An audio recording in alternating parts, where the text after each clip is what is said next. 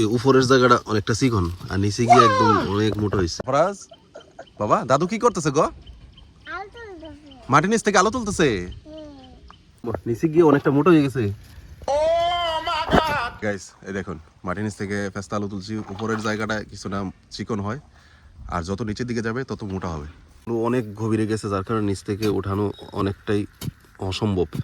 নিচে মাটিটা শক্ত যার কারণে নরম যেদিকে পাইছে ওইদিকে গেছে। তারপর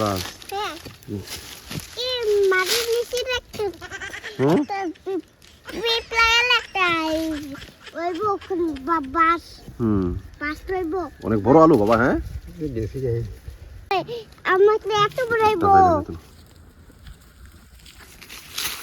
একটা তুললাম।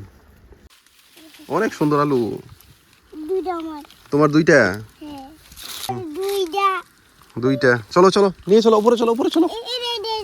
হ্যাঁ ফাইনালি এতটুকু আলু পেলাম। আপনি দেখেন নিচ থেকে অনেকটা উঠানো যায় নাই, কেননা এই আলুগুলি অনেক গভীরে চলে যায়।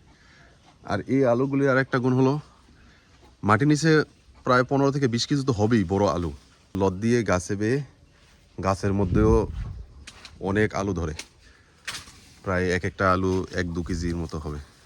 যদি ওই রকম মানে মাটি ভালো হয় 4 কেজি পর্যন্ত হয়। এগুলিকে পেস্তা আলু বলে। বাবা কি করতেছো? আলু ধুইতেছো? সরফরাজ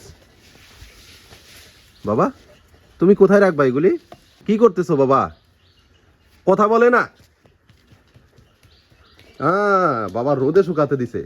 সরফরাজ ভালো করে জানে যে আলুগুলি ধোয়ার পরে রোদে শুকাতে দিতে হয়। ঠিক আছে না বাবা?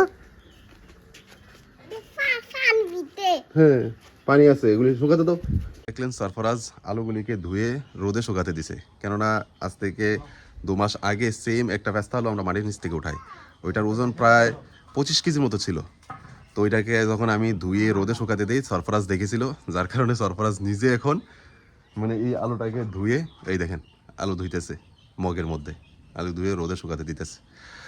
তো অবশ্যই আপনারা আপনাদের মতামত কমেন্ট সেকশন লিখবেন যে এই ব্লগ ভিডিওটা আপনাদের কাছে কীরকম লেগেছে।